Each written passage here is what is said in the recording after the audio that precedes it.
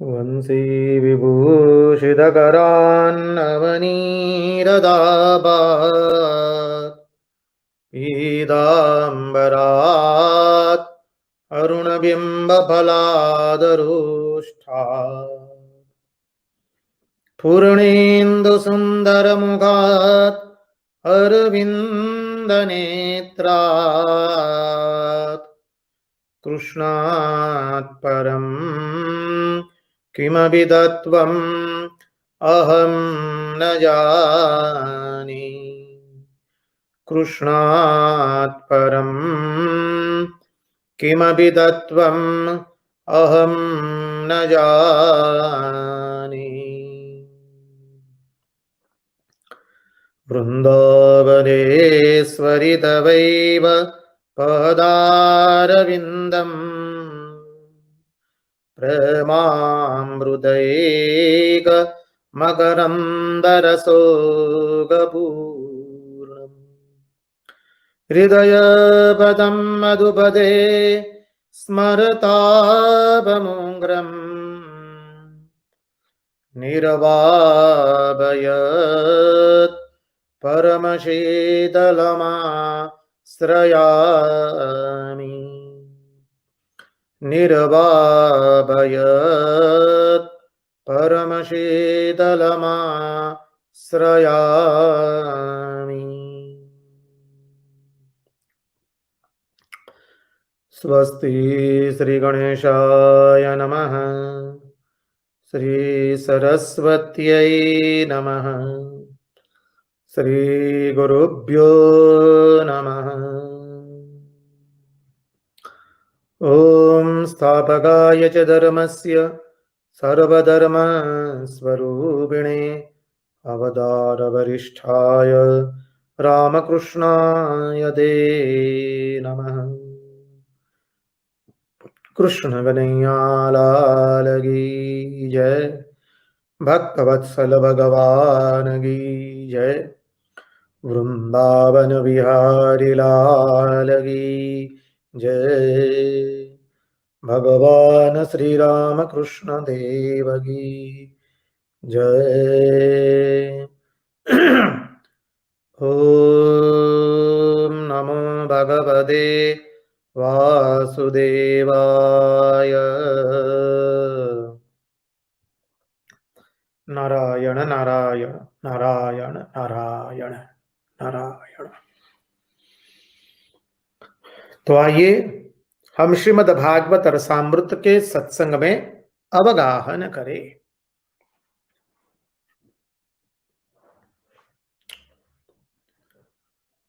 देखिए, पिछले सत्संग में हमने चिंतन किया था, नारद जी जब सनत कुमारों को ये पूरी घटना बताते हैं बद्रिकाश्रम में, और कल नारद जी ने भक्ति की महिमा भी उजागर कर दी। भक्ति की अद्भुत महिमा नारद जी ने बताई, कल सत्संग में हमने देखा। और नारद जी ने भक्ति के दो पुत्र ज्ञान वैराग्य को जगाने का कर्म से एवं शब्द से प्रयास किया, आदेश दिया, फिर भी वो सदा के लिए चेतनवंत नहीं हुए। नारद जी अत्यंत दुखित होते हैं, आकाशवाणी होती है, नारद जी बद्रिकाश्रम में आते हैं और बद्रिकाश्रम में सनत कुमारों से उनकी भेंट होती है। अब सनत कुमार, सनक सनंदन सनातन एवं सनत कुमार, सनत कुमारों ने नारद जी को कहा कि नारद जी, आप द्रुत वेग से खिन्न चित्त दिखाई दे रहे हैं, कहां जा रहे हैं? द्रुत वेग से खिन्न चित्त है आपका, कहां की ओर अग्रसर हो रहे हैं? तब नारद जी ने पूरी घटना सुनाई। अब देखिए, जो कल के सत्संग का अंतिम बिंदु था, जिज्ञासु जब महात्मा के पास जाता है तो क्या होता है? नारद जी ने नारद जी जिज्ञासु है। नारद जी अत्यंत विनयी और दीन बनकर के सनत कुमारों को कहते हैं, मई दीने दया परई ही। जब हृदय अहंकार से भरा हुआ होता है तो उसमें कुछ ग्रहित नहीं होता है। जब हमारा हृदय दीनहीन बनता है और महात्माओं के चरणों में हम बैठते हैं और उनसे दया की प्रार्थना करते हैं, जब हमारे हृदय में से अहंकार पूर्ण हो गया, अहंकार का राहित्य हुआ, तब जाकर के महात्मा लोगों के साथ बैठने से, महात्मा लोगों के चरणारविंद में बैठने से जो ज्ञान प्राप्त होता है उसकी हम धारणा कर पाते हैं। यदि हम स्वयं अपने अहंकार को बनाए रख करके कोई भी महात्मा के पास या भक्त के पास सत्संग करे तो वो सत्संग हमारे मन में बैठने वाला नहीं है। उसका हम ग्रहण भी नहीं कर पाएंगे। देखिए, सत्संग का नाम भी क्या है? सत्संग अर्थात क्या? सत का संग करना। और सत्य क्या है? एकमात्र भगवान, अर्थात भगवान का संग करना, उसका नाम हो गया सत्संग। और अधिक विस्तृतीकरण करे सत्संग का तो अपने आप में बैठना। सत्संग करने के बाद हम स्वयं एकांत में अकेले बैठ करके सत्संग का चिंतन कर पाते हैं कि नहीं? हम स्वयं अकेले एकांत में बैठ करके भगवान का चिंतन कर पाते हैं कि नहीं? यही है सत्संग को जांचना। सत्संग हमें एकांत प्रदान करता है। सत्संगत्वे निसंगत्वम, वो हमें संगहीन बना देता है। बोले अब हमें किसी की आवश्यकता नहीं है, हमें हमारा भागवत मिल गया, हमें हमारे भगवान की लीलाएं मिल गई, अब कोई हमारे साथ हो या ना हो हमें इसकी कोई परवाह नहीं, हमको तो निसंग होना है। सदा निसंगिने न्यारा जगत ने मान नारा तृण, हमो मन मौज फर नारा हमो ने बांध नारू कुण, सदा निसंगिने न्यारा जगत ने मान नारा तृण। रंगदूत महाराज का भजन है। हम मनमौजी फरने वाले हैं, घूमने वाले हैं। हमो मन मौज फर नारा हमो ने बांध नारू कुण। हमको कौन बांध सकता है? कोई बांध सकता नहीं है। सदा निसंगी ने न्यारा, हम सदैव निसंगी है, हमें किसी का संग नहीं चाहिए। जगत ने मान नारा तृण, हम जगत को तृणवत देखते हैं। जगत की कीमत हमारे लिए कुछ नहीं है। सत्संग से यही उपलब्धि होती है। रंगदूत महाराज की जीवनी का ही हम प्रसंग आपको कहे तो महाराज जी, ये घटना होगी 1922-23 की, इस मनी 1922-23 की, मान लीजिए 100 साल पूर्व की घटना है। तब रंगदूत महाराज अपनी युवावस्था में थे अत्यंत, उनकी उम्र होगी 22 या 23 साल की उम्र। 1898 में उनका जन्म हुआ। 22-23 वर्ष की उनकी उम्र थी। नर्मदा परिक्रमा कर रहे थे और जीवन में अद्भुत त्याग और वैराग्य की ज्वलंत मूर्ति थे। वो आजीवन कभी पैसे को स्पर्श नहीं किया। नर्मदा परिक्रमा कर रहे थे तो भृगु कच्छ में पधारे, अर्थात भरूच क्षेत्र में पधारे। परिक्रमा कर रहे थे, परिक्रमावासी थे कुछ, तो चर्चा हो रही थी तो पता चला कि भाई भरूच में शंकराचार्य जी पधारे। उस वक्त के जो शंकराचार्य थे द्वारका पीठ के, वो पधारे हैं। तो महाराज उन शंकराचार्य जी के दर्शन करने गए, द्वारकापीठ के उस समय के। महाराज दर्शन किए, वंदन किए शंकराचार्य भगवान को, उस वक्त के जो थे पीठाधीश्वर द्वारकाधीश की पीठ पर। अब बातचीत हुई तो शंकराचार्य जो थे उस वक्त के, वो इतने अभिभूत हो गए। उन्होंने कहा कि अब हम आपको नहीं छोड़ने वाले हैं, हम अभी आपके लिए सोमनाथ की गद्दी दे देते हैं और मेरा शरीर चला जाएगा, तब आपको हम द्वारकाधीश पीठ की शंकराचार्य गद्दी पर बिठाने का अभी मानिए लिख देते हैं।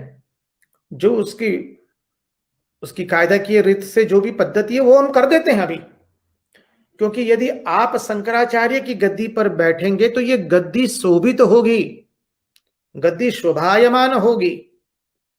आपके अंदर में ज्ञान और वैराग्य दोनों बड़े हैं, विद्वत्ता है।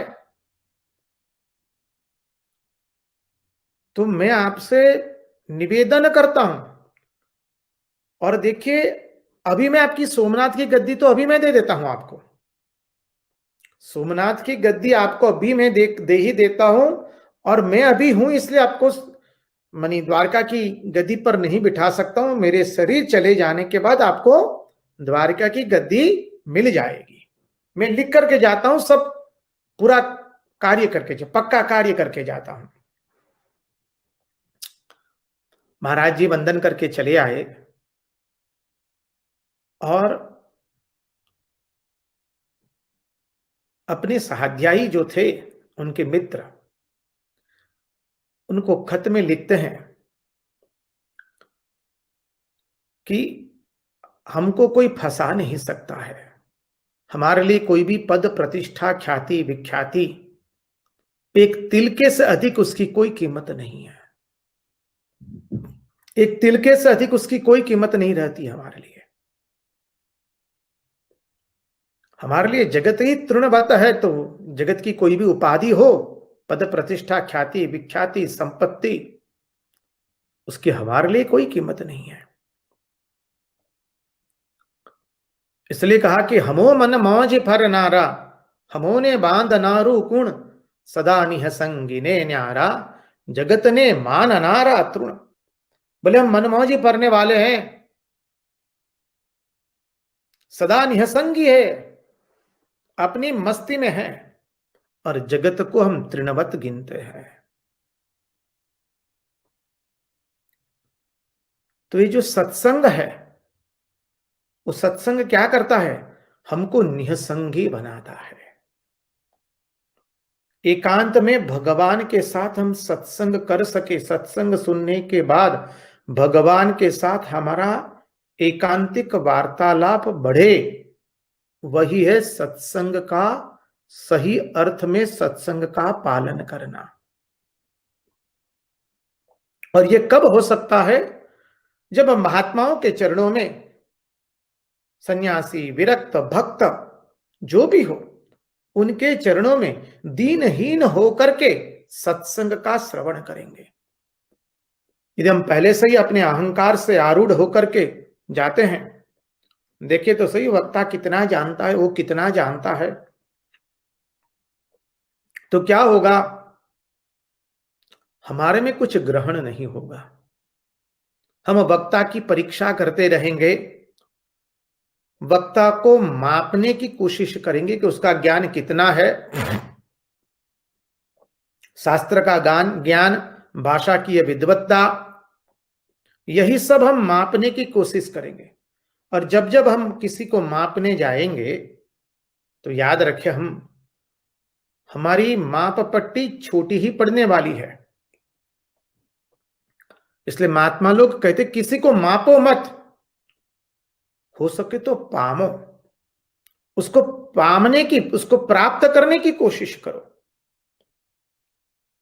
इसलिए यहां पर नारद जी, वो भी ब्रह्मा जी के ही पुत्र है, सनत कुमार भी ब्रह्मा जी के पुत्र है, फिर भी नारद जी कहते हैं मई दीने दया परई ही, मैं दीनहीन होकर के आपके चरणों में आया हूं, आप मेरे पर दया कीजिए। तो देखिए सत्संग का ग्रहण कब होता है, अन्यथा देखिए ऐसे बहुत सारे श्रोता है जो अनेकों कथाएं सुने हैं। अरे ऐसे ऐसे श्रोता है, जो प्रवक्ता होता है उसको तो एक ही विषय का ज्ञान होता है। श्रोताओं तो अनेक जगह कथा सुनते रहते, इसलिए अनेकों प्रकार का उनको ज्ञान हो जाता है, शाब्दिक ज्ञान। अरे वक्ता जब कथा में कुछ भूल जाता है तो श्रोता लोग उस रिक्त स्थानों की पूर्ति करवा देते हैं, क्योंकि उनको अनेकों विषय का ज्ञान होता है। बहुत सारी कथाएं सुने बैठ बैठ करके, अच्छा है, होना चाहिए, कथा तो सुननी चाहिए, लेकिन सुनने के बाद श्रवण किया, बाद में मनन और निधिध्यासन का अभाव होने से शाब्दिक ज्ञान हुआ है, लेकिन वो ज्ञान हमारे हृदय में नहीं उतरा है, हमारे जीवन में नहीं उतरा है।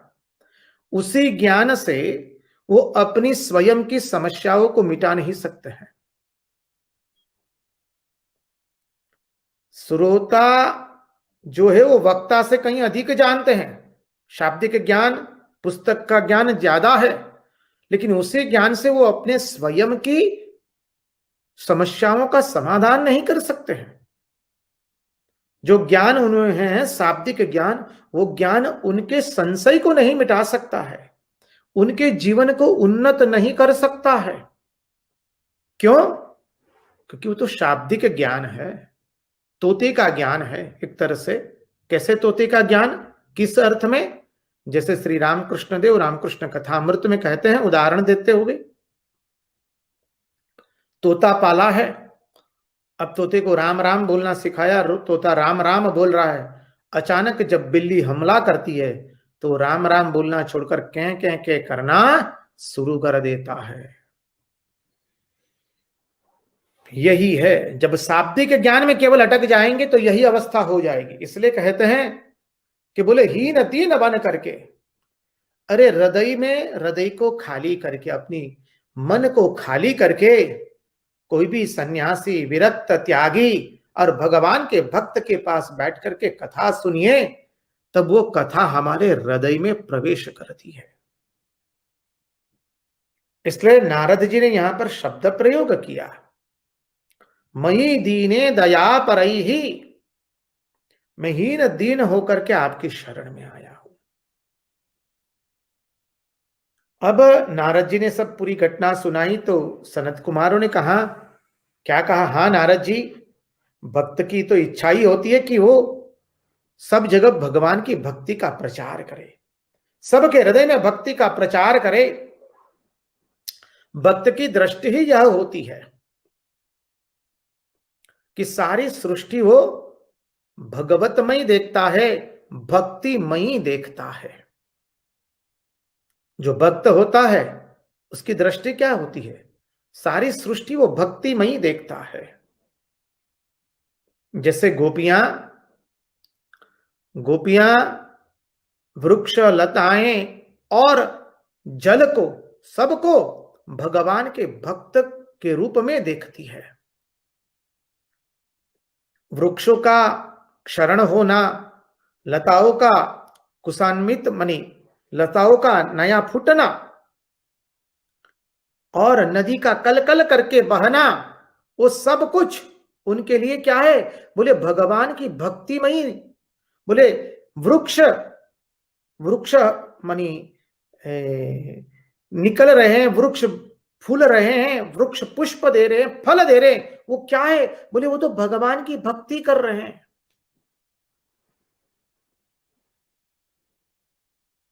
नदियां जो कलकल करके बहती है वो क्या है? वो तो बोले भगवान की भक्ति कर रही है।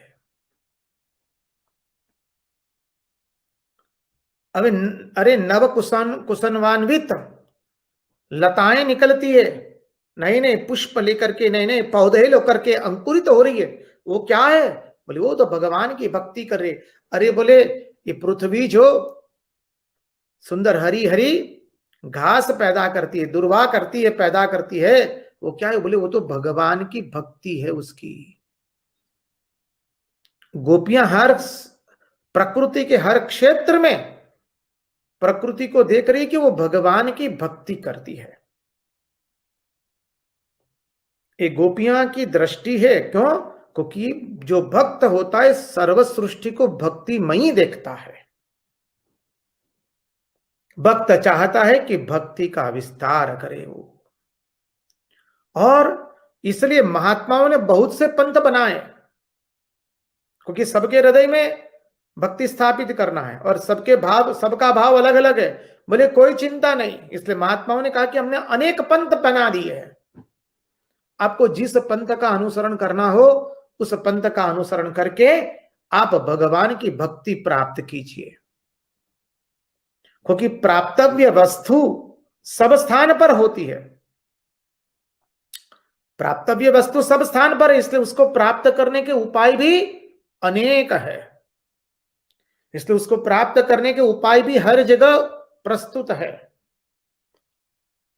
इसलिए सिद्धांत है कि हमारे भगवान कहां है? बोले अत्र तत्र सर्वत्र है। परमेश्वर सब जगह है, अत्र तत्र सर्वत्र। केवल वैकुंठ में है और पृथ्वी पर नहीं है, ऐसा नहीं है। बोले वैकुंठ में भी है, पृथ्वी पर है। बोले वृंदावन में है और यहां पर नहीं है। बोले सब जगह है। कहां नहीं है? परमात्मा अत्र तत्र सर्वत्र है, पहला सिद्धांत। द्वितीय सिद्धांत, परमात्मा सभी काल में है, भूतकाल, वर्तमान काल, भविष्य काल। परमात्मा सभी अवस्थाओं में है, जागृत, स्वप्न, सुषुप्ति। परमात्मा प्रत्येक के अंदर में है, सर्व में है, समझिए। तो वह ईश्वर जो सर्वत्र है, सर्वत्र है मानी यहां पर भी हम जहां बैठे हैं, चाहे आप भारत में बैठे हैं, राजकोट में बैठे हैं, विशाखापट्टनम में बैठे हैं या दिल्ली में बैठे, कहीं पर भी बैठे, परमात्मा वहां पर है, अत्र तत्र सर्वत्र है। परमात्मा सभी अवस्थाओं में है। बोले जागृत अवस्था में भी है, अभी यहां पर है, सब में है, सब जगह है, अत्र तत्र सर्वत्र, सभी अवस्थाओं में और सब में है। तो परमात्मा जब सब में है तो मुझ में भी है, सभी अवस्थाओं में है तो अभी इस अवस्था में भी है, जागृत अवस्था में, सभी काल में है तो वर्तमान काल में भी है, अत्र तत्र सर्वत्र है तो यहां पर भी इस वक्त प्रस्तुत है। तो परमात्मा मुझ में भी है, अभी है और यहां है, तो उस परमात्मा का मुझे दर्शन करना है। इसलिए महात्मा लोग कहते हैं कि परमात्मा को प्राप्त करने के उपाय भी अनेक है, पंथ भी अनेक निर्माण कर दिए। परमेश्वर सब जगह है, जहां आप उसको प्राप्त करना चाहे वहीं उसको प्राप्त कर सकते हैं, क्योंकि वो सब जगह है, सबके हृदय में है, सब काल में है, सभी अवस्थाओं में है। इसलिए यदि कोई ऐसा कहे कि इस देश में, इस काल में इस व्यक्ति को भगवान की प्राप्ति नहीं हो सकती, तो वो सदंतर गलत है, पूर्णतः गलत है, क्योंकि परमात्मा तो सभी के हृदय में है। अरे परमात्मा को छोड़कर कोई जगह ही नहीं है, वो तो अत्र तत्र सर्वत्र उपस्थित है। परमात्मा कहां नहीं है? इसलिए महात्मा लोग कहते हैं कि देखो, परमात्मा को प्राप्त करने का सहज सरल उपाय है, तुम जहां हो, जिस अवस्था में हो, जिस भाव में हो, उसी भाव से उनको पुकारो तो परमात्मा वहीं प्रकट हो जाएंगे, क्योंकि परमात्मा को कहीं आना जाना नहीं है, भगवान को कहीं आना जाना नहीं होता है। कल जो चिंतन किया, भक्ति दीनहीन पापी तापी के हृदय में जाती है तो भगवान भी चले जाते हैं वहां। अर्थात भगवान को क्या है, कहीं आना जाना होता है? बोले ना, भगवान को कहीं आना जाना नहीं है, भगवान तो अत्र तत्र सर्वत्र है। किंतु भक्ति जब पापी तापी दीन दुखी कि हृदय में चली जाती है तो भगवान वहां पर क्या हो जाते? बोले प्रकट हो जाते, भगवान का आविर्भाव हो जाता है। बस यही बात बताते हैं महात्मा लोग। इसलिए सनत कुमारों ने कहा, देखो नारद जी, अब नारद जी और सनत कुमारों का संवाद चल रहा है। देखिए महात्मा लोगों के पास जब हम जाते दीनहीन बन करके, हमारी जिज्ञासा लेकर के, तो हमारी जो जिज्ञासा है, हमारा जो श्रद्धा है, जिज्ञासु की श्रद्धा कन्या बनती है और महात्माओं का अनुग्रह वर बनता है, और वर और कन्या का ब्याह होता है। परिणाम स्वरूप फल क्या होता है? परमार्थ की प्राप्ति होती है, परमार्थ रूपी फल का प्रसव होता है। महात्मा सुंदर समझाते हैं। तो परम मनी महात्मा का जो अनुग्रह है वो वर बनता है, जिज्ञासु की श्रद्धा कन्या बनती है। दोनों के संयोग से परमार्थ का प्रसव होता है। अब सनत कुमार कह रहे, सनत कुमार को जब कहा नारद जी ने कि आकाशवाणी ने कहा आगे जाओ संत मिलेंगे और अनुष्ठान बताएंगे, तो उस अनुष्ठान से बोले भक्ति ज्ञान और वैराग्य तीनों, विशेष करके ज्ञान और वैराग्य जो अचेतन है वो चेतन हो जाएंगे और नवयवनता को प्राप्त हो जाएंगे। तो वो कौन सा अनुष्ठान है?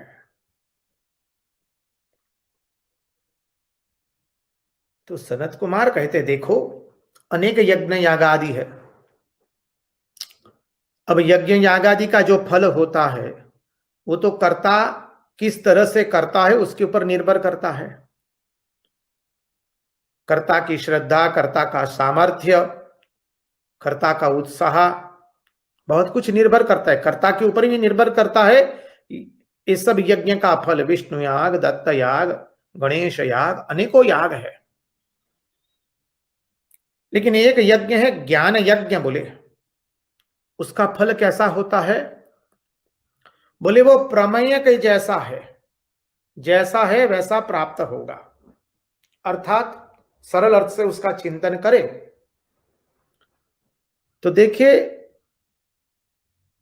हम होटल में जाते हैं ठहरने के लिए, तो जितना पैसा देंगे उसके मुताबिक हमको कमरा मिलेगा। लेकिन जो तत्व है असली, उसका ऐसा नहीं है।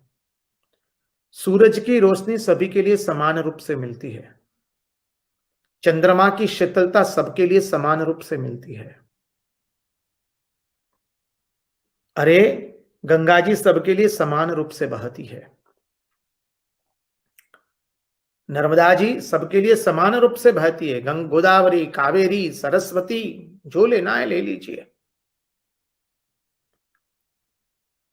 उसी तरह से बोले ये जब ज्ञान यज्ञ किया जाएगा तो उसका जो फल आएगा वो सबको एक समान रूप से मिलेगा, क्योंकि वो तत्व है।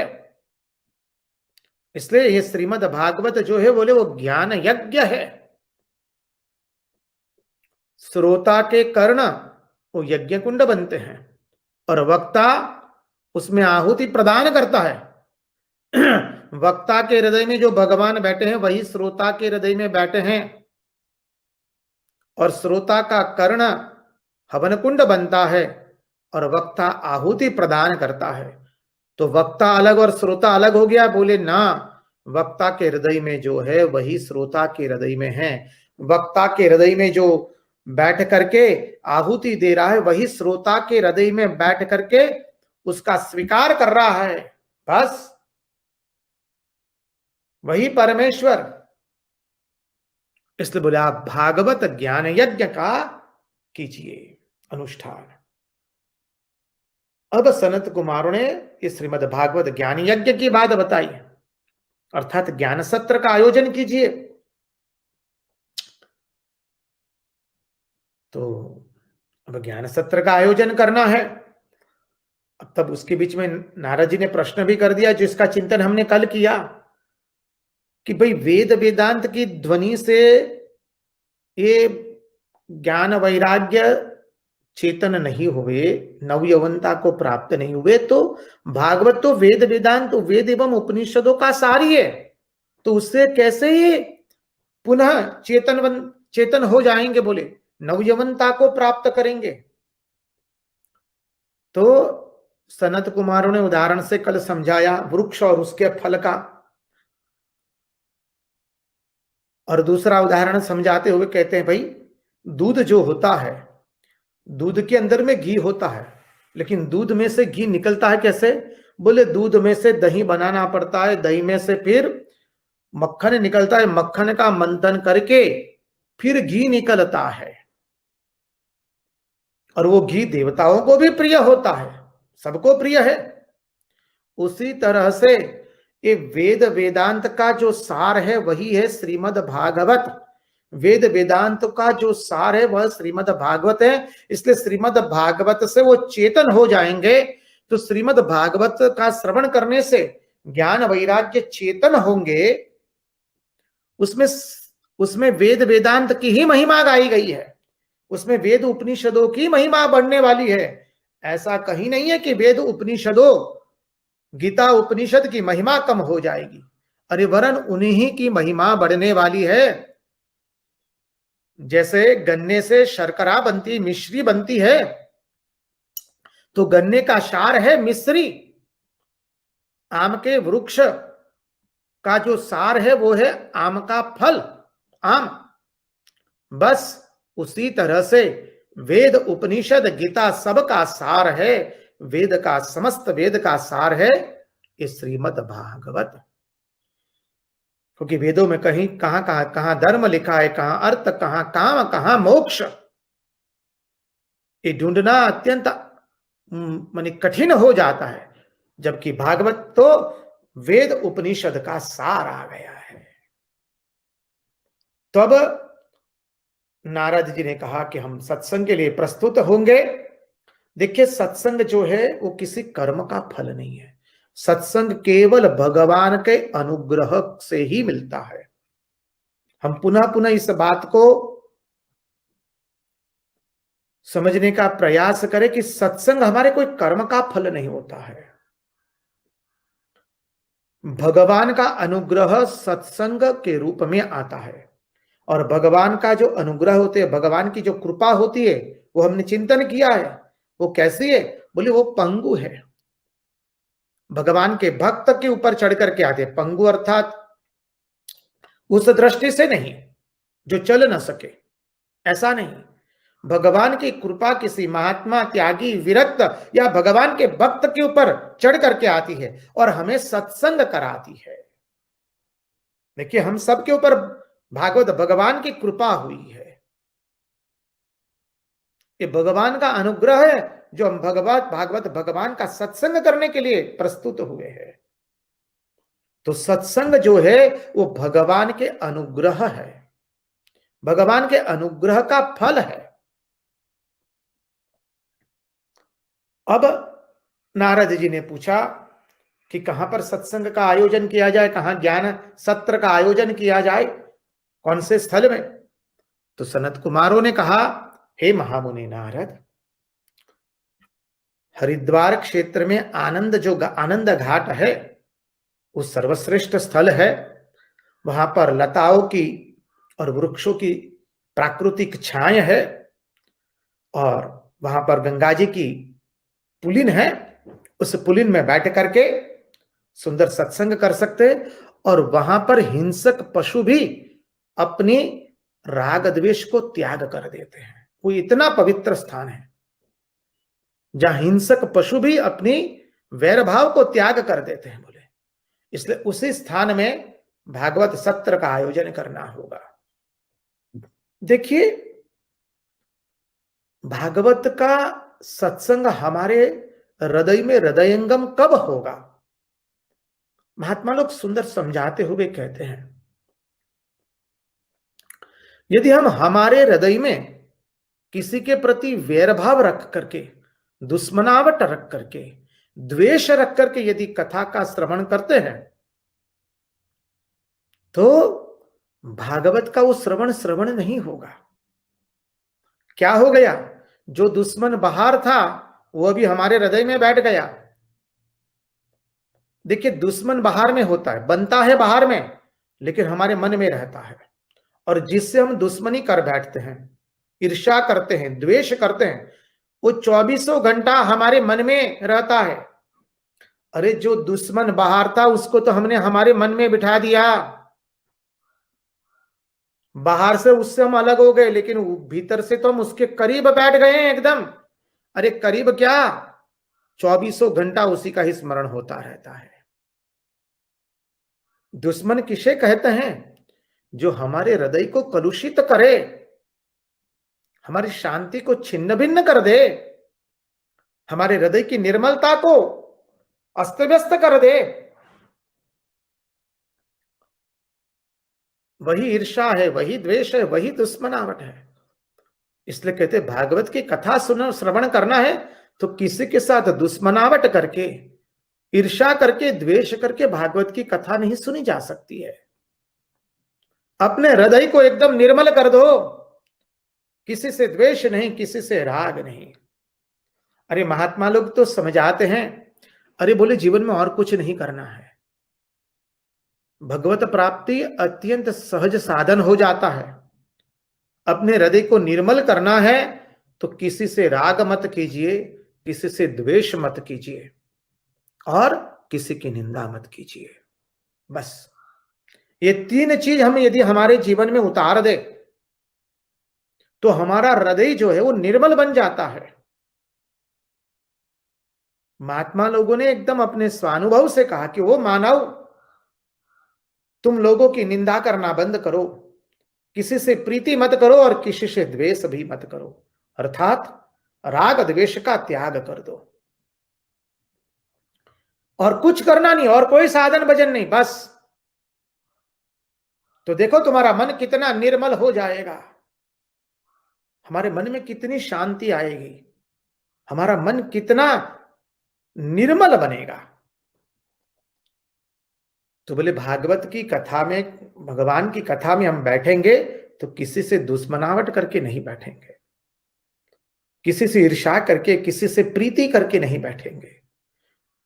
जिससे प्रीति करेंगे वो भी हमारे हृदय में रहेगा, दुश्मन करें, दुश्मनावट रखेंगे वो भी हमारे हृदय में रहेगा। तो जब हमारे हृदय में कोई प्रेमी बैठा है या दुश्मन बैठा है तो भगवान कैसे आवेंगे? अरे भगवान की कथा जो कर्ण से जा रही है हमारे मन में, वो भी कैसे जाएगी? क्योंकि हृदय में हमने दूसरे को बिठा दिया है।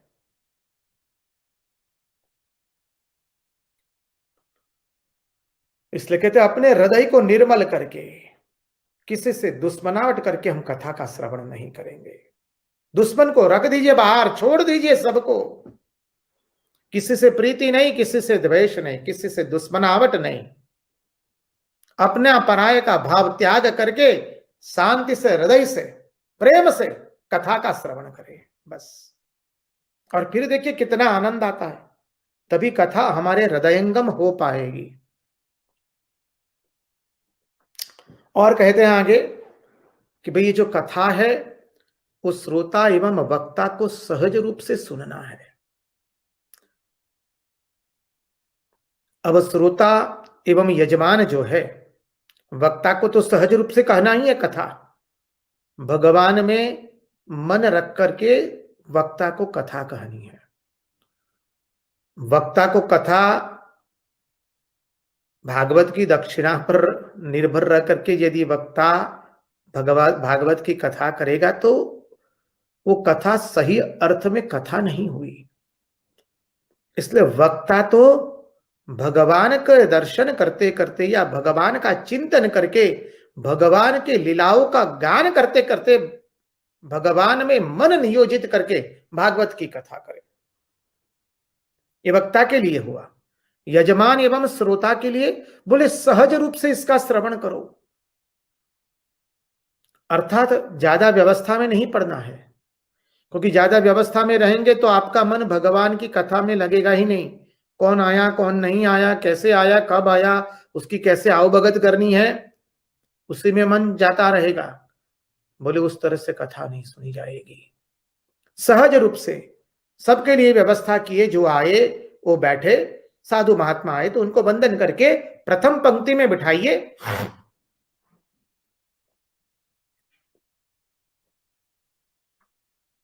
विद्वानों को, पंडितों को, संत महात्मा त्यागी विरक्त को, एक और माताएं बैठे, एक और प्रभु लोग बैठे। इस तरह से सहज रूप से वक्ता एवं यजमान, श्रोता एवं यजमान को कथा का श्रवण करना है। अब कहते हैं, अब कथा जब होने वाली, अब तो क्या हो गया भाई, तो तीनों लोक में खबर पहुंच गई कि भागवत की कथा होने वाली है। बस तीनों लोक में हाहाकार मच गया और कहा कि जो भगवान की कथा प्रेमी, भागवत प्रेमी जो लंपट है, वो सब आ जाए हरिद्वार में आनंद घाट पर, वहां पर कथा का आयोजन होने वाला है। बस च्यवन आए, भृगु ऋषि आए, वशिष्ठ आए, विश्वामित्र आए, अनेक महान ऋषि लोग आए अपने अपने शिष्यों के साथ। वेद आए, वेदांत आया, तंत्र आए, पुराण आए, 17 पुराण आए, तीर्थ आए, नदियां आई, क्षेत्र आए, सब लोग आ गए। अरे कथा के अंदर में कई लोगों को ऐसा होता है कि हमको जब कोई आमंत्रण देगा तभी हम जाएंगे कथा में, तो उन लोगों के लिए भी भृगु ऋषि, जिन जिन महर्षि लोग नहीं आ रहे थे, उनके वहां जाकर के वंदन करके सभी ने हाथ जोड़ करके उनको प्रेम से कथा में ले आए। बोले कथा के अंदर में कई लोगों को ऐसा होता है कि हमें आमंत्रण नहीं दिया तो हम कैसे जाए। बोले यजमान को उनके पास जाकर के दीनहीन बन करके उनको आमंत्रण देना है, आप भी हमारी कथा में यहाँ आइए, भगवान की कथा होने वाली है, हमारे यहाँ आयोजन किया है, कृपा करके आप भागवत कथा में आकर के अपने आप को कृतकृत्य कीजिए। तो बोले इस तरह से यजमान को भी अपने से जो बड़े हैं, विद्वान हैं, उनके पास जाकर के वंदन करके निमंत्रण देना है। जो अपने से छोटे हैं उनको आदेश और प्रेम से कहना कि आपको भागवत कथा में आना है, सबको भागवत कथा में बुलाना है। भागवत कथा कुछ कतिपय लोगों के लिए नहीं है, सबके लिए, पापी तापी दीन गिरिवासी, जंगल में रहने वाले आदिवासी, सबके लिए, सब मनुष्य पशु पक्षी कीट सभी भूतों के लिए है। जो भी इस भागवत कथा का श्रवण करता है उसका मन भगवान की भक्ति से भर जाता है। यह सिद्धांत है, अनुपम दिव्य सिद्धांत है भागवत कथा का। तो बोले सब लोग आए, एक और महात्मा लोग बैठे, एक और तीर्थ बैठे, एक और नदियां बैठी, एक और पुराण बैठे, एक और उपनिषद बैठे, सब लोग, सब ऋषि मुनि बैठे, सबसे आगे नारद जी बैठे और सनत कुमार इत्यादि कथा करने ही वाले थे। सूत जी अब सौनक आदि ऋषि को कह रहे यह बात। सनक आदि कुमारों ने, सनक सनंदन सनातन एवं सनत कुमारों ने कहा कि देखो भागवत के 12 स्कंद है, हम सब लोग जानते हैं 12 स्कंद, अभी अभी चिंतन भी किया विस्तृत रूप से, उसमें से 3 स्कंद का, तो भागवत में 12 स्कंद है, प्रत्येक स्कंद का नाम है। पहला स्कंद अधिकारी लीला, अधिकारी कौन है, द्वितीय है साधन लीला, फिर है सर्ग लीला, विसर्ग लीला, स्थिति लीला, पुष्टि लीला, मनवंतर लीला, उति लीला, मनवंतर लीला, ईशानु कथा, निरोध लीला, मुक्ति लीला एवं आश्रय लीला। 12 स्कंद भागवत के। तो कह रहा है 12 स्कंद है, भगवान के अंग भी 12 है। द्वादशांगो वही प्रभु, उसमें 18,000 श्लोक है, 335 अध्याय है। इस तरह से निरूपण कर ही रहे थे। और भागवत की कथा की महिमा कह रहे हैं। बोले जिन्होंने ये भागवत की कथा नहीं सुनी, उनका मनुष्य जीवन ही व्यर्थ हो गया है। अरे जिन्होंने मनुष्य जन्म प्राप्त करने के उपरांत भी ये भागवत कथा का श्रवण नहीं किया, बोले उसने तो अपना मनुष्य जीवन व्यर्थ किया और अपनी मां के कुख को भी लज्जित कर दिया। बोले यहां तक कह दिया। अरे मानव, और कुछ करो या ना करो, एक बार भागवत की कथा सुनो तो क्या होगा, भगवान की भक्ति तुम्हारे हृदय में प्रविष्ट हो जाएंगी। प्रविष्ट कर्ण रंध्रेण स्वानाम भाव सरोरुहम धुनोति समलम कृष्ण सलीलस्य यथा शरत।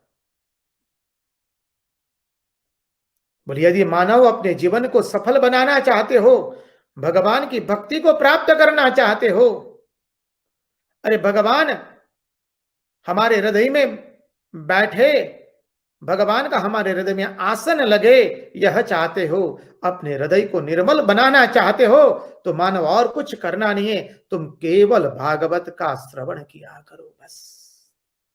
भगवान की कथा ऐसी है। अरे भगवान की कथा तो भगवान की भार्या है। जब भगवान की कथा हमारे कर्णों से हमारे हृदय में आती है, तो महात्मा लोग कहते हैं वो पहले हृदय को पवित्र कर देती है। जो हमने चिंतन किया, शुश्रूषो श्रद्धानस्य वासुदेव कथा रुचि स्यान महत् सेवया विप्राह पुण्य तीर्थ निषेवणात्। नष्ट प्रायेषु सब नष्ट कर देते। नष्ट प्रायेषु भद्रेषु नित्यं भागवत सेवया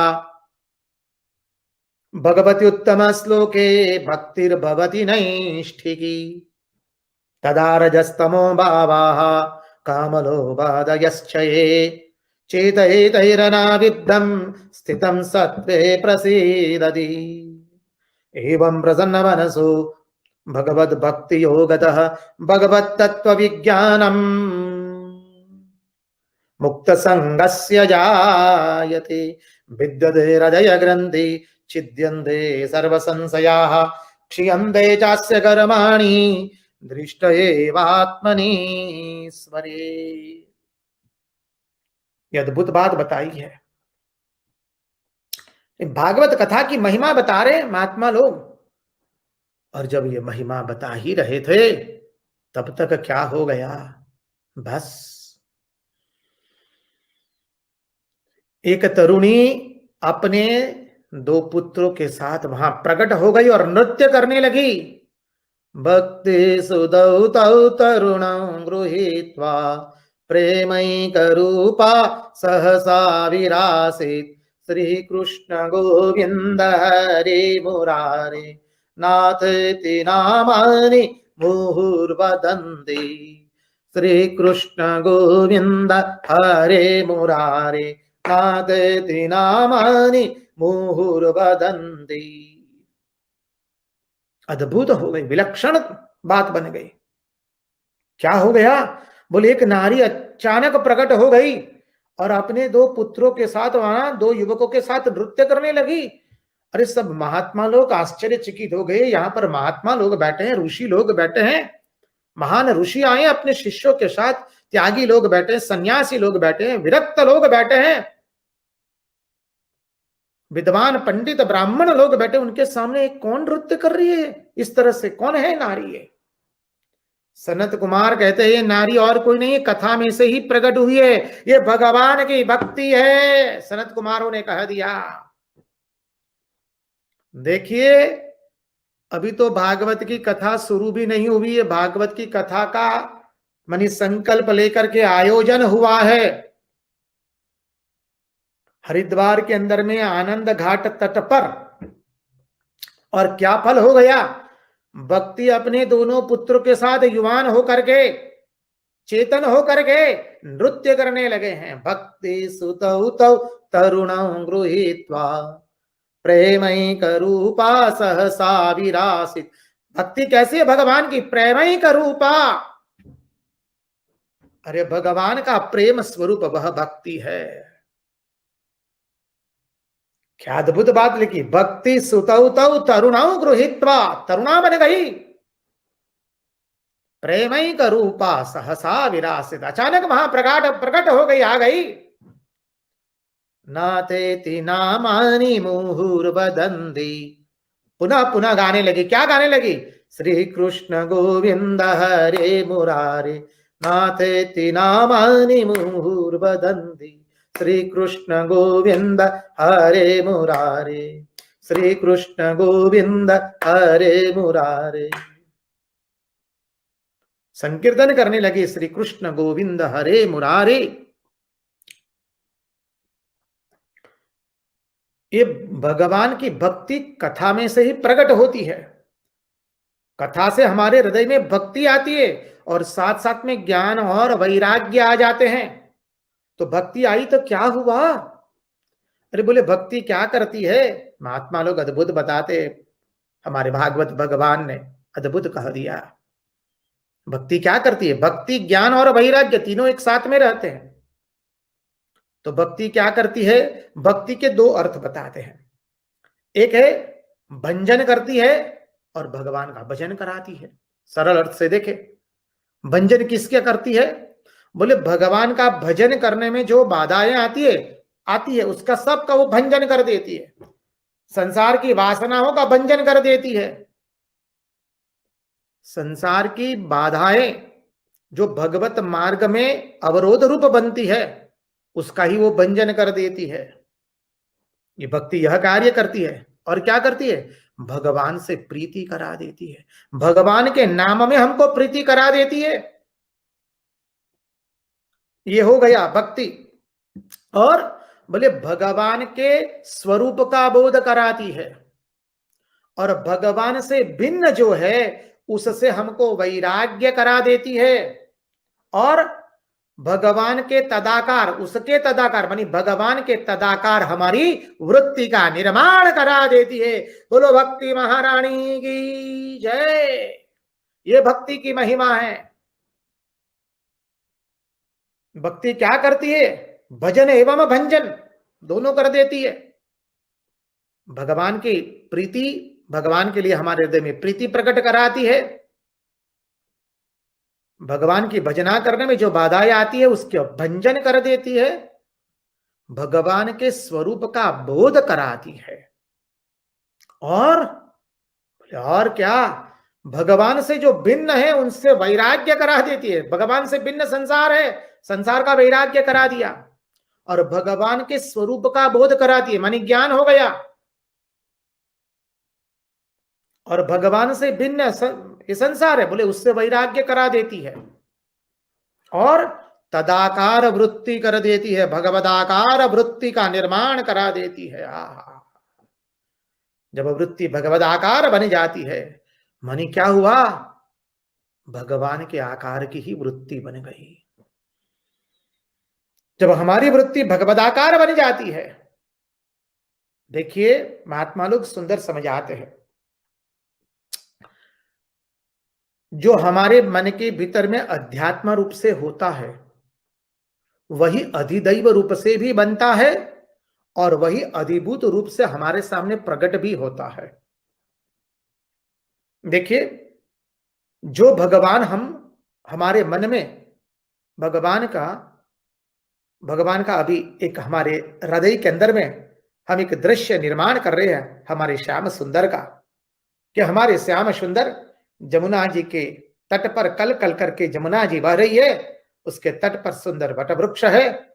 उस वटवृक्ष के नीचे बोले त्रिभंग ललित मुद्रा में पीले पीतांबर को पहन करके खड़े हैं। त्रिभंग ललित मुद्रा में अधरों पर सुंदर बंसरी है, गले में वैजयंती माला है, गाये श्रीअंग चाट रही है और गोप बालक नृत्य कर रहे हैं।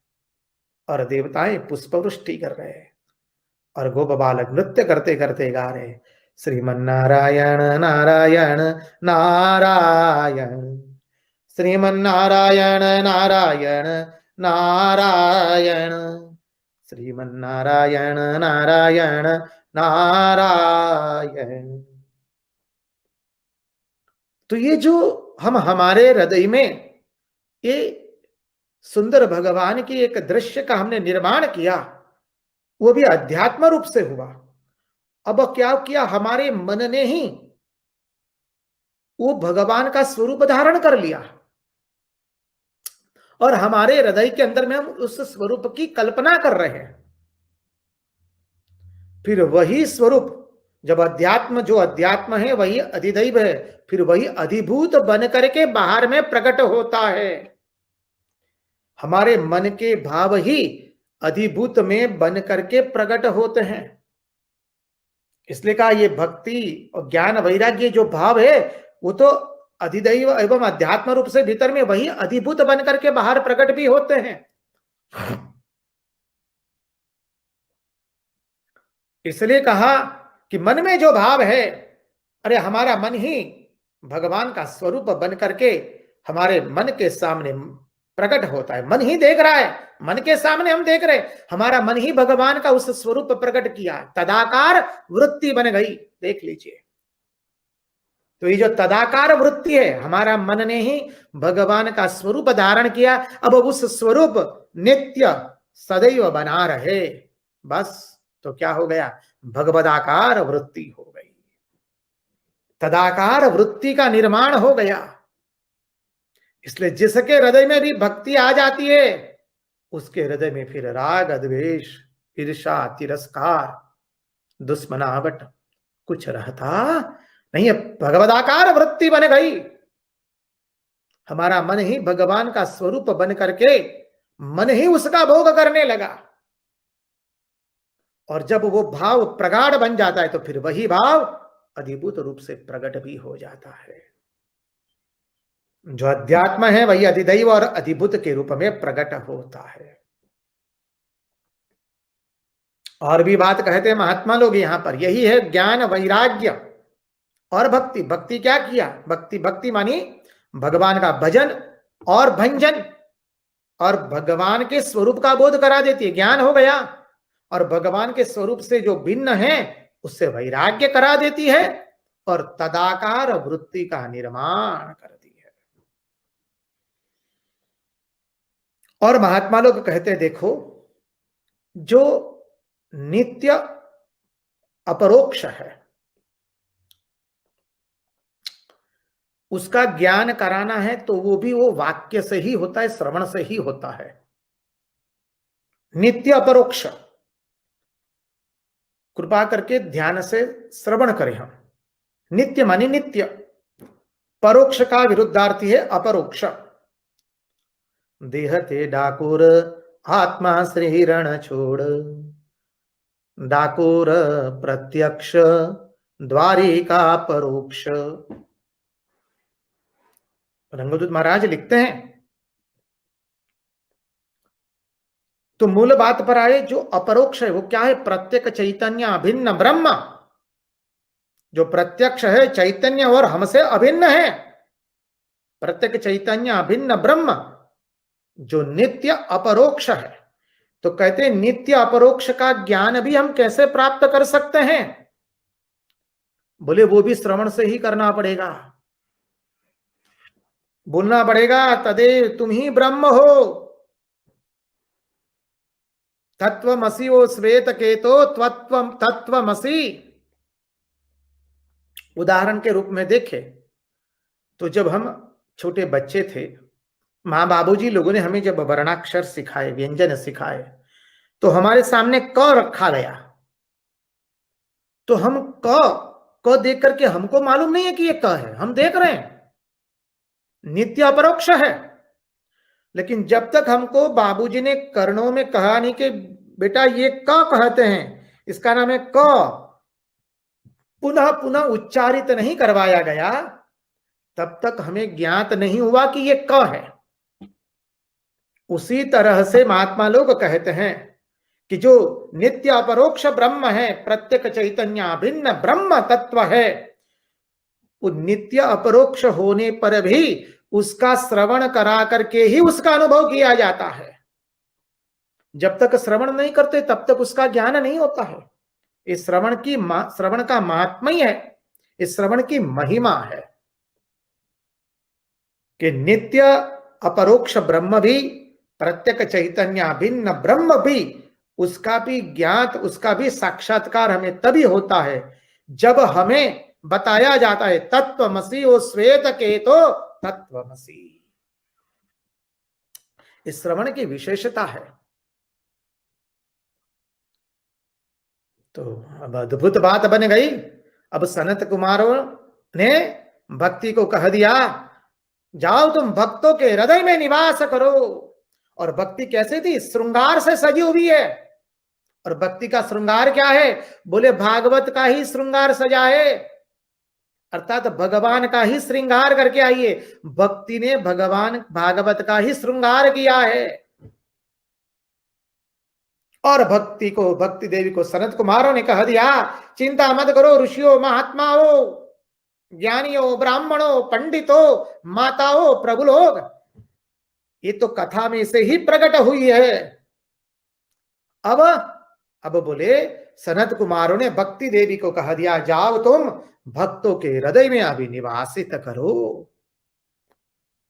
इसलिए कहा कि भक्ति सुदौ तरुणैक रूपा प्रेमैक रूपा सहसा विरासित श्री कृष्ण गोविंद हरे मुरारे नाथेति नामानि मुहुर्वदन्ति भक्ति सुतौ तौ तरुणौ गृहीत्वा प्रेमैक रूपा सहसा विरासित श्री कृष्ण गोविंद हरे मुरारे नाथेति नामानि मुहुर्वदन्ति। अद्भुत बात बता दी। शेष चर्चा कल करेंगे।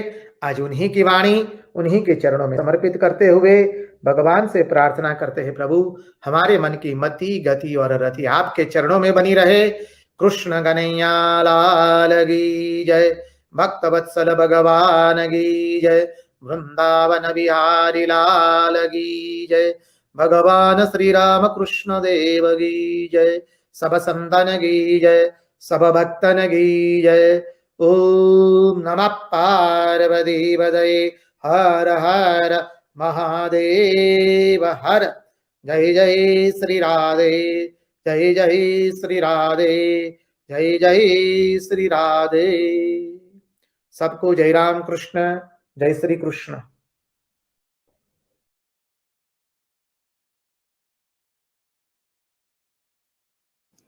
ओम स्थापकाय च धर्मस्य सर्वधर्मस्वरूपिणे अवतार वरिष्ठाय रामकृष्णाय ते नमः।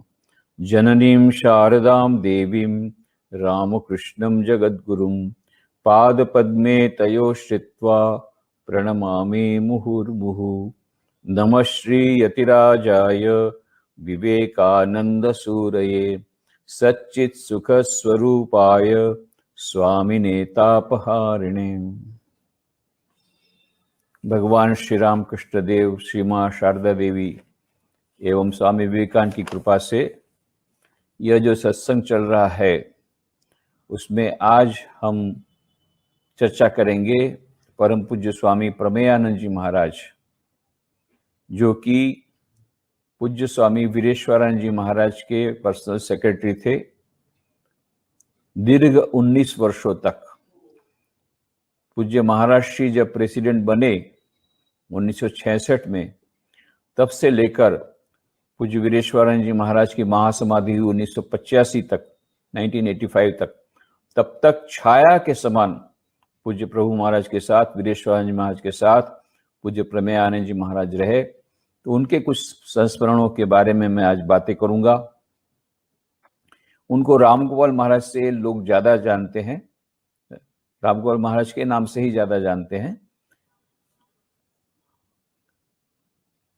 1933 से लेकर के 2011 तक उनका जीवन काल रहा।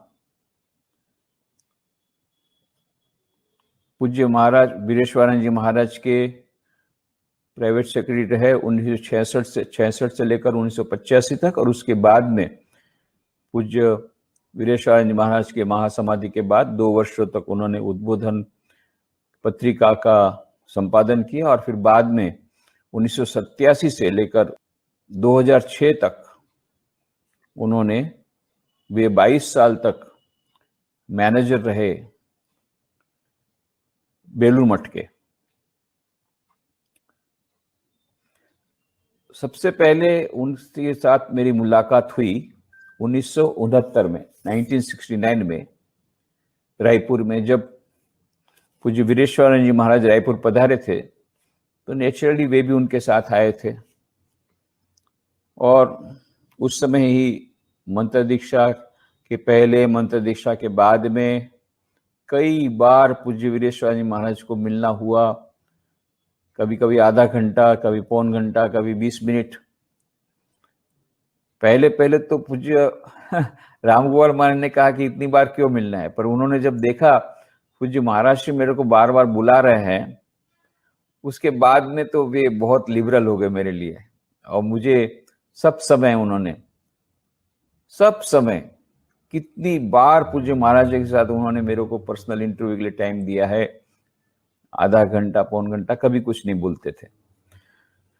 और बाद में तो ऐसा हुआ कि वहां रायपुर में भी और बाद में भी वो मुझे द्वारपाल बना दिया रायपुर आश्रम में। सब लोग जो इतना प्रणाम करने आते थे उनको, उनका मॉनिटरिंग करना,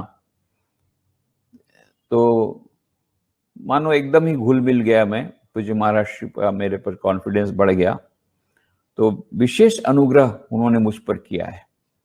पूज्य वीरेश्वरानंद जी महाराज के साथ जो सैकड़ों मुलाकातें हुई, उसमें कई बार आधे घंटे, 20 मिनट वगैरह, 15 मिनट जो बातें हुई, विस्तार से प्रश्नोत्तर वगैरह हुआ, प्राइवेट मैंने अपने प्रश्न पूछे या प्राइवेट मैंने अपनी समस्याएं रखी, ये सब के पीछे में अनुग्रह था पूज्य रामगोपाल महाराज का, कि उन्होंने मुझे यह अवसर दिया कि मैं पूज्य महाराज जी को मिल सकूं। उसके लिए मैं चिर कृतज्ञ उनका रहूंगा। फिर उसके बाद में तो कई जगह पर हम लोग मिले, और 1971 में मद्रास में जब आए थे पूज्य महाराज, तब भी उनके साथ ही वो आए थे। 1972 में फिर रायपुर में आए थे, तब भी वो आए थे उनके साथ। 1973 में जब राजकोट आए थे पूज्य महाराज, उनके साथ भी वो आए थे। से जब पूज्य महाराज से, प्रभु महाराज के साथ वीरेश्वर महाराज से मुलाकात हुई, तब उनके साथ हुई। फिर 1976 में जब मैंने बेलूर मठ में सन्यासी के हिसाब से ज्वाइन किया, उसमें उन्होंने फाइनल स्ट्रोक दिया। बात तय हो गई थी कि पूज्य रायपुर में जो मंदिर का उद्घाटन हुआ, उस समय पूज्य वीरेश्वरानंद जी महाराज से मेरे गुरुदेव के साथ ये बात तय हो गई थी कि मैं श्री रामकृष्ण देव की जन्मतिथि में 1976 में ज्वाइन करूंगा, पर कहाँ ज्वाइन करूंगा ये पूज्य महाराज ने कहा था कि मैं बाद में बताऊंगा। तो पर महाराज ने मुझे क्या कहा, जब ये सब बात हो गई, उनको पता पड़ा कि ऐसे से बात हुई है, तो उन्होंने मुझे हिंट दी, बहुत अच्छा गाइडेंस दिया। लास्ट में उन्होंने कहा तुम जाओ राजकोट जाकर के तुरंत रेजिग्नेशन दे दो। रेजिग्नेशन देने के बाद पूज्य महाराज को लेटर लिखो कि महाराज आपके साथ बात हुई, उसके अनुसार मैंने रेजिग्नेशन दे दिया है, अब आप मुझे बताइए कि मुझे कहाँ ज्वाइन करना है। ये बहुत अच्छा उन्होंने मुझे मार्गदर्शन दिया, अंतिम मार्गदर्शन ज्वाइनिंग के पहले।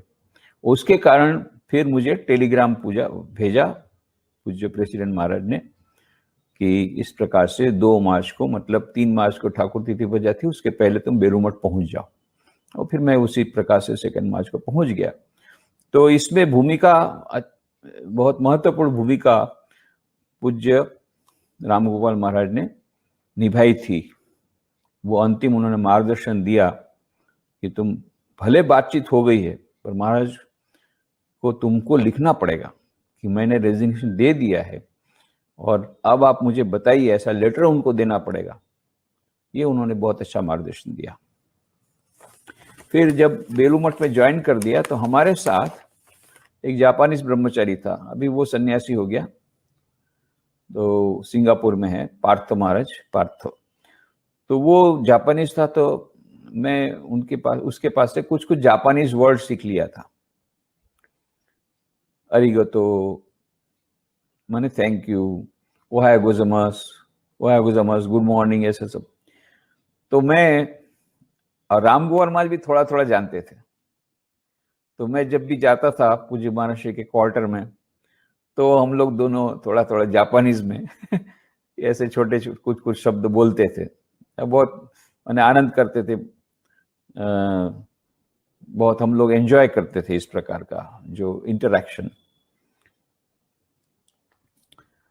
उसके बाद में बहुत जगह पर बहुत प्रकार से महाराज के साथ जब जब मुलाकात हुई, सब बातचीत हुई, और ये सब अभी जाने देते हैं, शॉर्ट में हम निपटाते हैं। तो इसके बाद को हाँ, 1985 में मेरी संन्यास दीक्षा थी। तो संन्यास दीक्षा तो हमारी हो गई 1985 को। 21 फरवरी को श्री रामकृष्ण की जन्मतिथि के दिन महाराज को बोला गया था कि आप अपने कमरे में ही संन्यास दीक्षा दे दीजिए। बाहर ने कहा नहीं, उनके मन में दुख रह जाएगा, इनकी तो एक ही बार संन्यास दीक्षा होगी, तो उनके मन में दुख रह जाएगा, तो मैं मंदिर में जाऊंगा। अत्यंत दुर्बल हो गए थे, अत्यंत निर्बल हो गए थे, क्योंकि कई दिनों से उन्होंने खाया पिया कुछ नहीं, एक जल का एक बूंद भी ग्रहण नहीं किया था, और वैसे भी तो उनका शरीर एकदम ही, देह उनकी एकदम दुबली पतले थे, फिर और भी ज्यादा अशक्त हो गए। फिर भी वे आए मंदिर में रात को, भोर में, 21st नाइट के दूसरे दिन अर्ली मॉर्निंग आए, और बहुत उन्होंने हमको मंत्र वगैरह दिया, और जो कपड़ा रहता है वो तो लिटरली हमको उनके हाथ से लेना पड़ेगा। वो आगे हाथ बढ़ा भी नहीं पा रहे थे, टेबल पर रखा था, तो हमको ऐसा लेना पड़ा, इतने वे अशक्त हो गए थे। और उन्होंने जो संन्यास मंत्र दिया, सब कुछ हुआ, परंतु बात ये थी कि बहुत ही उस समय वो निर्बल थे। तो नेचुरली माइक तो उस समय रहता नहीं, इतना बड़ा हॉल है, हम लोग तो पास में बैठे थे, फिर भी हम लोग को संतोष नहीं हुआ। अब दूसरे दिन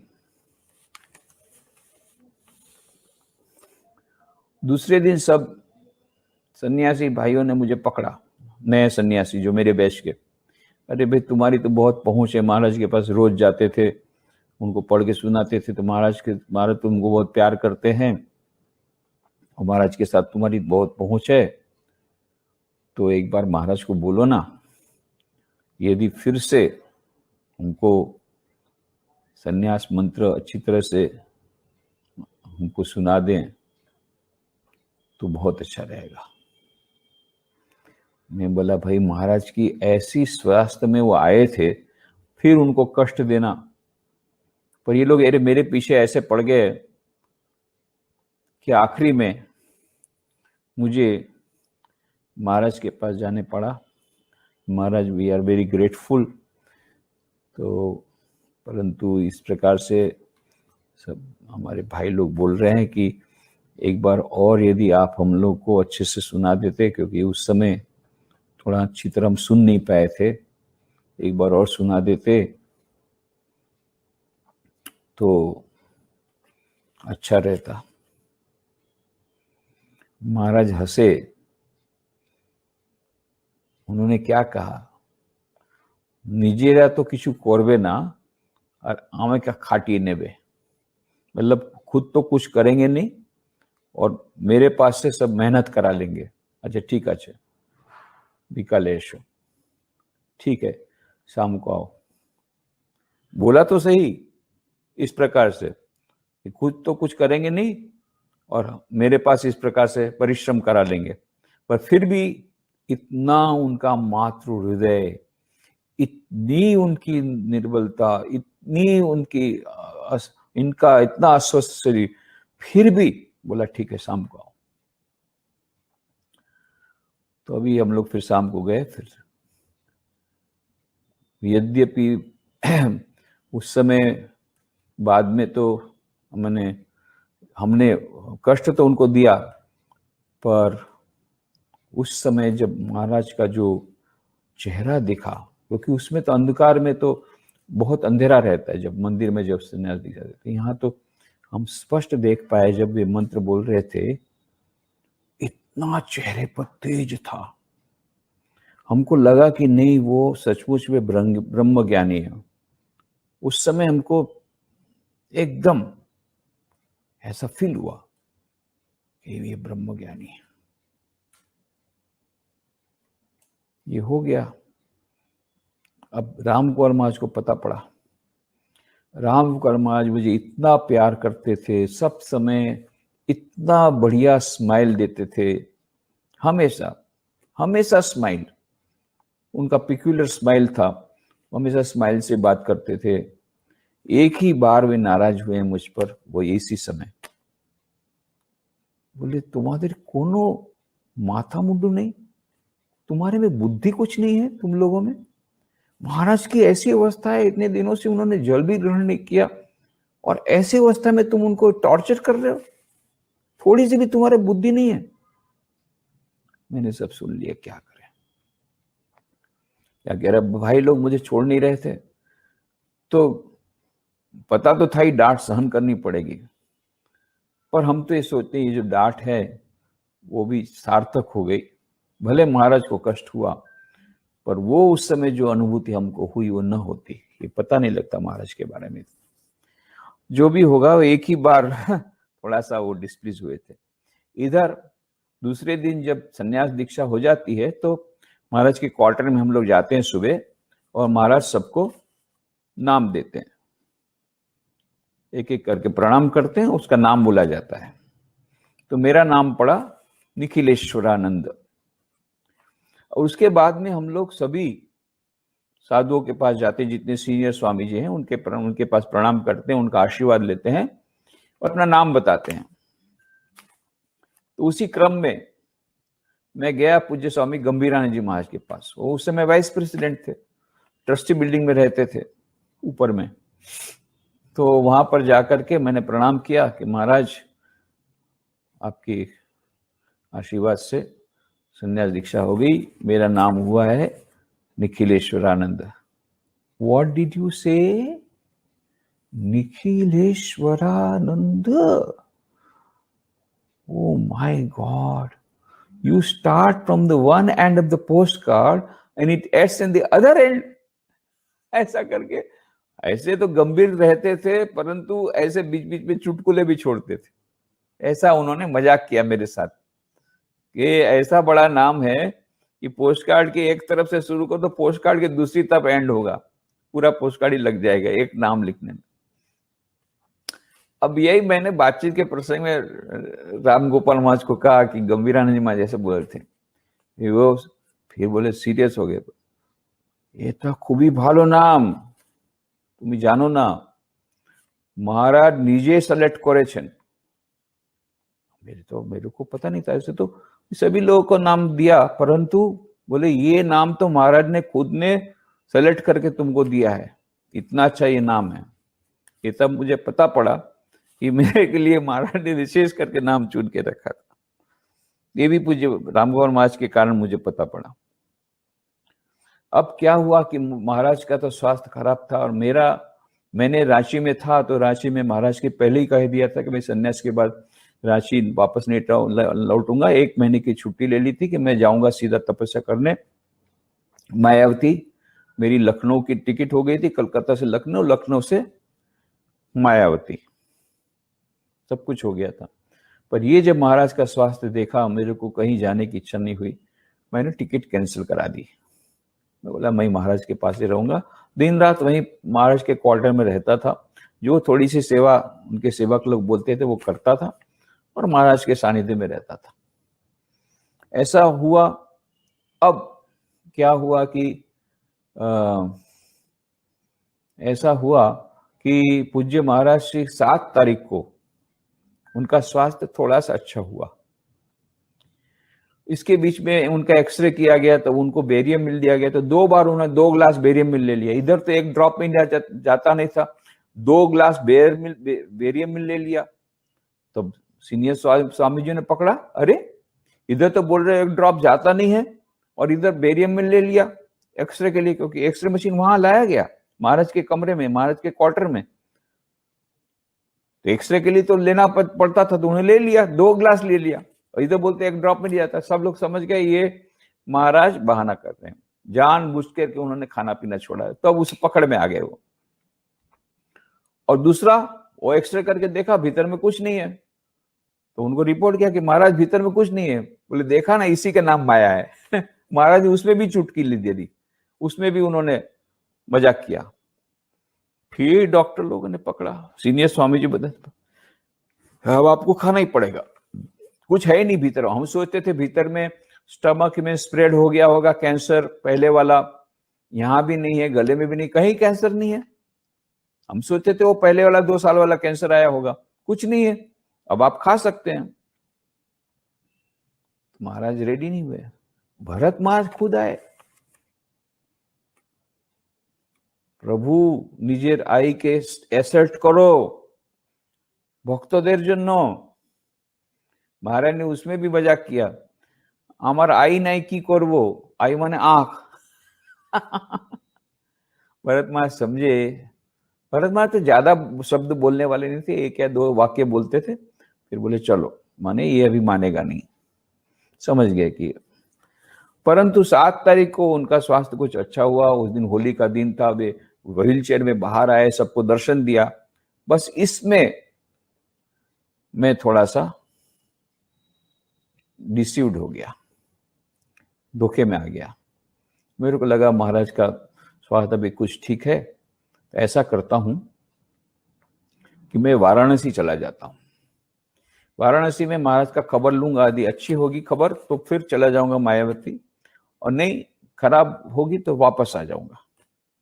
और वाराणसी में महाराज के स्वास्थ्य के लिए विश्वनाथ शिव जी को विशेष मैं दे दूंगा पूजा, क्योंकि उनका विरह मैं सहन नहीं कर पाऊंगा। ये मन में है, बहुत ही मन खराब है उस समय। फिर मैं महाराज के पास गया, रामगोपाल महाराज के पास, कि महाराज इस प्रकार से मैं सोच रहा हूं।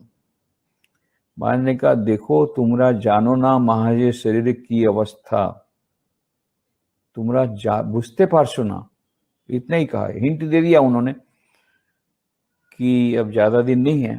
फिर भी पता नहीं मेरे में क्या धुन सवार थी कि नहीं, मैं शिव जी को कम से कम पूजा विशेष चढ़ा दूं उनके स्वास्थ्य के लिए, कैसे भी कर उनको बचाना है। मैं चला गया बनारस चला गया। उसके बाद में 13 तारीख को वहां से कोई जा रहे थे, कुछ साधु ब्रह्मचारी, प्रयाग इलाहाबाद स्नान करने त्रिवेणी में। तो मैंने सोचा सुबह जाना है, शाम को वापस आ जाऊंगा, तो कोई बात नहीं है, रात को नहीं तो कल सुबह आ जाऊंगा, परसों सुबह।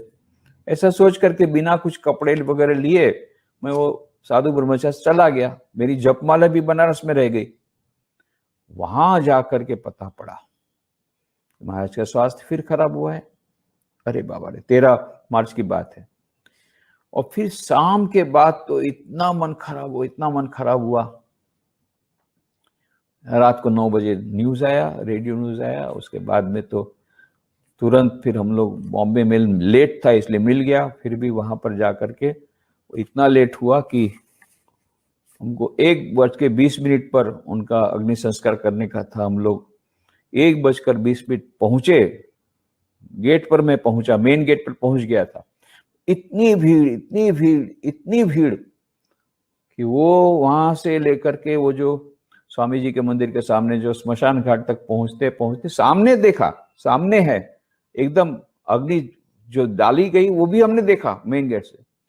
पर वो 1:20 को हम पहुंच गए थे, परंतु वहां जाते जाते 10-15 मिनट और हुए, तब तक में आधा देह भस्मीभूत हो गया था। तो चरणों के प्रणाम हुए नहीं, ये मन में खेद रह गया। जो भी हो, तो उसके बाद तो फिर दूसरे दिन ही मैं वाराणसी चला गया, क्योंकि मेरी जपमाला भी वहीं रह गई थी और मैं थोड़ा एकांत में तपस्या करना चाहता था, साधना करना चाहता था। फिर 12 दिन बाद वापस आ गया बेलूर मठ। भंडारे के दिन में वहीं पर था। वहाँ भी पूज्य महाराज श्री के क्वार्टर में, प्रेसिडेंट महाराज के क्वार्टर में उनका फोटो सजाया गया था। वहाँ पर कुछ देर बैठा। पूज्य राम गोपाल महाराज, उनका आशीर्वाद लिया प्रमेयानंद जी महाराज का। उन्होंने कृपा पूर्वक बिना मांगे उन्होंने एक स्मृति के हिसाब से मुझे पूज्य महाराज श्री जिस टॉर्च का उपयोग करते थे, छोटी सी टॉर्च थी, बाद में तो उनके साथ सेवक जाते थे तो बड़ी टॉर्च लेकर के जाते थे, और प्रारंभ में जब उनकी आंख इतनी खराब नहीं थी तो वही अपने पॉकेट में ये छोटी सी टॉर्च रखते थे और कभी कभी माँ का फोटो देखने के लिए भी उसका व्यवहार करते थे। वो छोटी सी टॉर्च मैंने देखा है स्वयं भी, मैंने भी वो टॉर्च को महाराज के पास देखा है जब रायपुर में था। तो वो टॉर्च उन्होंने मुझे दी है जो अभी तक मैंने संभाल के रखी है। मेरे लिए एक बहुत बड़ी वो संपद है, पूज्य महाराज श्री का वह स्मृति चिन्ह मेरे पास है। तो इसके लिए मैं प्रमेयानंद जी महाराज के प्रति सदैव कृतज्ञ रहूंगा। बीच में एक बार मैं बेलूर मठ गया। हर साल एक बार बेलूर मठ जाना होता था हेड्स कॉन्फ्रेंस के लिए। तो एक बार, और जब भी हेड्स कॉन्फ्रेंस जाता था 2-3 दिन के लिए, 2 दिन की कॉन्फ्रेंस रहती थी और 1-2 दिन एक्स्ट्रा रहता था अपने साथ। सब इतने सारे साधु प्रणाम करने में ही 1 दिन चला जाता है, तो इसलिए 1-2 दिन एक्स्ट्रा रहता था। और बीच में कम से कम 1 दिन, जिस दिन कॉन्फ्रेंस ही उस दिन तो जल्दी जल्दी जाना है कॉन्फ्रेंस में, उस दिन तो नहीं हो पाता था, पर 1 दिन जो एक्स्ट्रा रखता था प्रणाम में, उस दिन मैं गंगा स्नान करता था। कम से कम एक बार जब इतने दूर गए हैं, गुजरात से कहाँ गुजरात और कहाँ बेलूर मठ, उस समय तो ट्रेन में ही जाते थे, तो इतने 3 दिन का जर्नी करके आए, तो 1 दिन कम से कम गंगा स्नान कर लें। एक दिन गंगा स्नान करने के लिए अखंडानंद भवन जो है हमारा माउस क्वार्टर नया वाला, वहां से जा रहा था गंगा की तरफ। इधर महाराज उस समय मैनेजर थे, वहां से आ रहे थे अखंडानंद भवन तरफ। तो मेरे को ये विचित्र ड्रेस में देख रहे थे, तो मैं समझ गया कि, तो मैंने एक्सप्लेनेशन दिया, महाराज गंगा स्नान के लिए जा रहा हूँ। महाराज ने हंसते को, आमी तो कोनो पाप करीनी जे गंगा स्नान करवो। मजाक में कहा। ऐसे गंगा स्नान करते थे, चंद्र ग्रहण, सूर्य ग्रहण वगैरह, गंगा के उनकी भक्ति थी। ये तो मजाक उन्होंने एक ये विनोद किया, हमें तो कोनो पाप करी नहीं। इससे ये भी पता पड़ता है कि उनका कॉन्सेंस क्लियर था कि मैंने कोई पाप नहीं किया। पर कोई ऐसा, इसका मतलब ये नहीं कि पाप किया वही गंगा स्नान करते हैं, जो गंगा स्नान कर सब पाप, वो नहीं बात है। परंतु ये उन्होंने मजाक की, और तो गंगा स्नान करते भी थे विशेष अवसर पर ये है इस कॉन्सेंस को क्लियर के अभी तो कोनो पाप कोरी नहीं, मैंने कोई पाप नहीं किया। उसके बाद में 2009 की बात है, 14 मई 2009, 14 मई 2009 की बात है। अब मुझे गुवाहाटी गया था किसी लेक्चर के लिए, लेक्चर प्रोग्राम था, तो गुवाहाटी से फिर मैं सिलचर गया, कि सिलचर मैंने देखा नहीं था तब तक।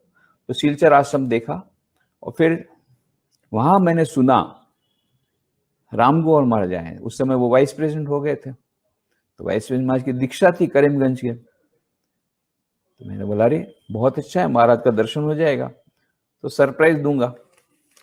तो वहां से करीमगंज चला गया, सिलचर से पास ही है, 2-3 घंटे का ड्राइव है। सुबह निकला, पहुंच गया 10 बजे, फिर दीक्षा हो गई। पूज्य महाराज श्री का भोजन जब हुआ, उसके बाद मैंने प्रणाम किया। तो मुझे देखकर इतने खुश हुए, क्या बताऊं, इतने खुश, प्रभु तुम्हें एखाने केमन करे ले, कैसे आए, बहुत आनंद में आ गए। करीमगंज के, करीमगंज में मैं उनके साथ बात मिलूंगा, ये कल्पना के बाहर की बात है। मतलब नहीं, महाराज गुवाहाटी आया था, तो फिर सिलचर आया, तो वहां आपका नाम सुना, तो फिर आया हूँ, बहुत खुश हुए। अच्छा ठीक है, एक बार है, किंतु एक बार तुम तो विश्व में सब जगह भ्रमण करते, एक बांग्लादेश भी जाओ। तो बाद में फिर बांग्लादेश भी हुआ, उनका जो उनका जो सुझाव था उसके अनुसार बांग्लादेश भी बाद में हुआ जाना। तो फिर जब प्रसाद मेरा हो गया लेना, तो राम गोपाल महाराज के सेक्रेटरी थे उस समय स्वामी जी, उन्होंने मुझे बोला, महाराज इधर आइए, इधर आइए, ये जो सामने महिला है उसकी आज ही दीक्षा हुई, उसके जरा बात कीजिए ना, विशेष है इसलिए बोल रहा हूँ। तो मैंने उसको फिर महिला ने प्रणाम मुझे किया, तो महिला से मैं बात किया, क्या नाम है, फलाने का नाम। फिर मेरे को इसने सेक्रेटरी महाराज ने बोला कि इसकी दीक्षा कैसे हुई है पूरा बताओ। तो मैं दंग रह गया। इस महिला को, युवती, 23 साल की युवती केवल, वो ज्यादा पढ़ी लिखी नहीं थी, करीमगंज में रहती थी। तो 14 मई की बात है, मेरी साथ बात हो रही है, 8 मई को बोलती, 8 मई को सुबह लगभग 4 बजे उसको स्वप्न में एक सन्यासी आए। सन्यासी रामकृष्ण मिशन के थे, उन्होंने उनको मंत्र दीक्षा दी, और वो भी आए थे करीमगंज में, और करीमगंज में आकर के उसको मंत्र दीक्षा प्रदान की, मंत्र प्रदान किया। तो जैसे ही वो नींद से उठी, उन्होंने अपने हस्बैंड को कहा, देखो तो यहाँ कोई आश्रम है क्या रामकृष्ण मिशन का, क्योंकि रामकृष्ण मिशन के आश्रम में आकर के उन्होंने मुझे दीक्षा दी है, तो देखो तो कोई बेलू मठ से कोई स्वामी जी आए हैं क्या। बेलू मठ के एक स्वामी जी ने मुझे करीमगंज के रामकृष्ण मिशन के आश्रम में दीक्षा दी है, तो देख, पहले तो खोज करो रामकृष्ण मिशन का आश्रम यहाँ है या नहीं है, तो वहां कोई बेलू मठ के स्वामी जी आए हैं क्या नहीं। तो उसने खोज की, अरे बोले 3 दिन बाद ही बेलू मठ के स्वामी जी आने वाले हैं और दीक्षा देने वाले हैं। तो फिर वो गई, वहां जाकर के ये सब बताया कि मुझे तो इस प्रकार से आए थे महाराज।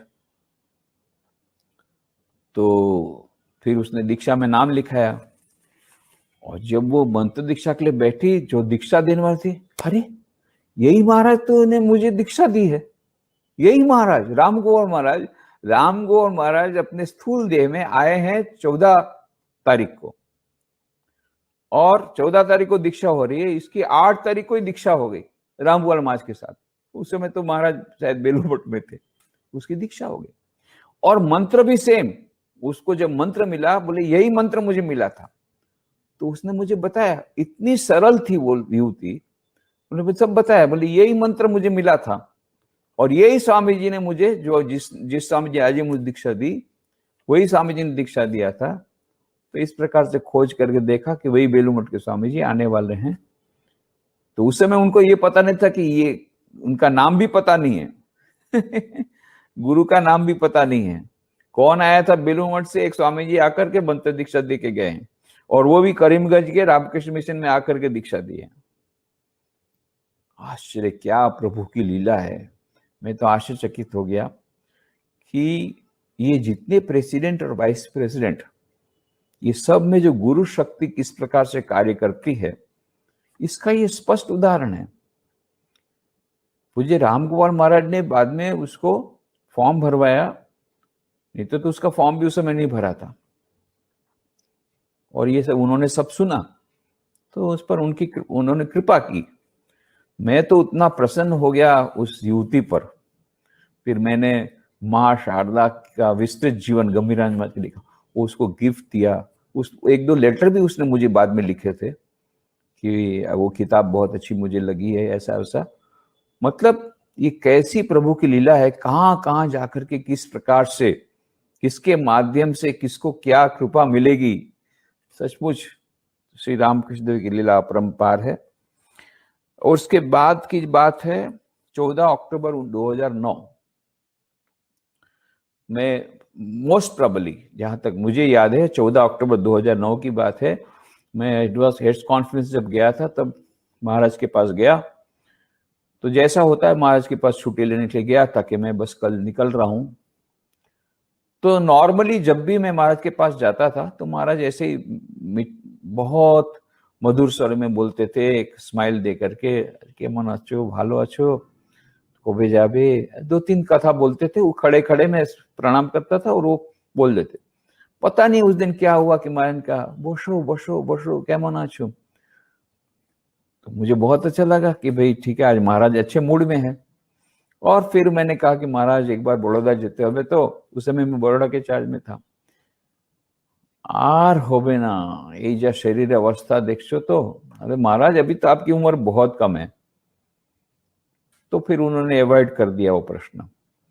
फिर मैंने देखा आज मूड अच्छा है, तो मेरा साहस नहीं हो रहा था, पर मूड देख करके मैंने कहा महाराज ये भक्तरा वही प्रभु महाराज एक बई बार करते एकदम सही हो गए, देखो आमी की तो एर मध्य नय, एकदम सही हो गए। उन्होंने बोल दिया आमी एर मध्य नहीं, मेरा इसके साथ कोई लेना देना नहीं है।